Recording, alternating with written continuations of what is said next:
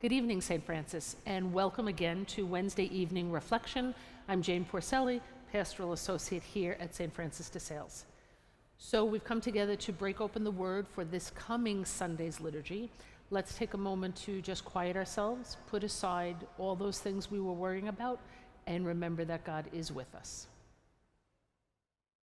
A reading from the Holy Gospel according to Matthew. The Pharisees went off and plotted how they might entrap Jesus in speech. They sent their disciples to him with the Herodians, saying, "Teacher, we know that you are a truthful man and that you teach the way of God in accordance with the truth. And you are not concerned with anyone's opinion, for you do not regard a person's status. Tell us then, what is your opinion? Is it lawful to pay the census tax to Caesar or not?" Knowing their malice, Jesus said, "Why are you testing me, you hypocrites? Show me the coin that pays the census tax." They handed him the Roman coin. He said to them, "Whose image is this and whose inscription?" They replied, "Caesar's." At that he said to them, "Then repay to Caesar what belongs to Caesar, and to God what belongs to God." The Gospel of the Lord. It is impossible to hear this reading less than 3 weeks from the day we go to the voting booth and not think about the situation we find ourselves in as faithful believers, trying to decide how and who we will vote for when we come to the election booth on November 3rd. So, just to back up a little bit, we'll hear the first reading from Isaiah on Sunday. Isaiah reminds us of God's own voice who says, "I am the Lord, there is no other." God is being abundantly clear about where he wants to fit into our lives. And it's from that context that Jesus answers the questions put before him by the Pharisees. We are citizens of two worlds.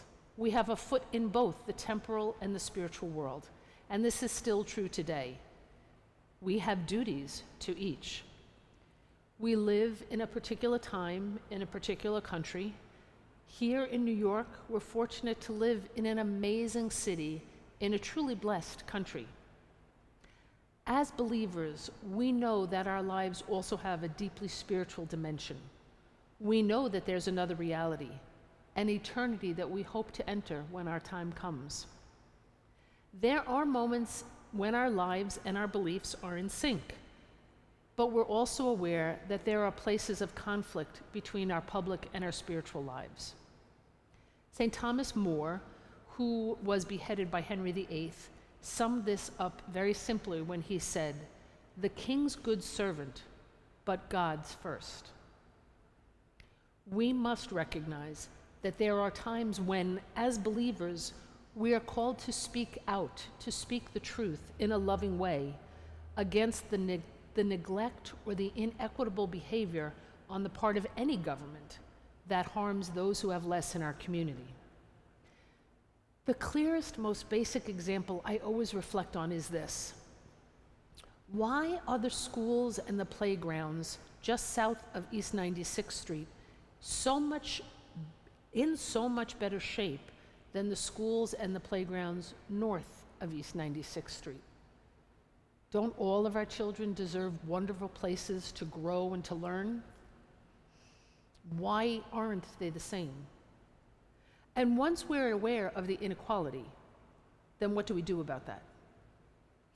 I invite you to join us on Thursday night. We have a parish-wide Zoom conversation, a panel presentation at 7 p.m. called The Faith That Does Justice, where we are going to listen to some of our local theologians and journalists talk to us about how we can be more responsible, faithful citizens of our world. I hope to see you there. Amen.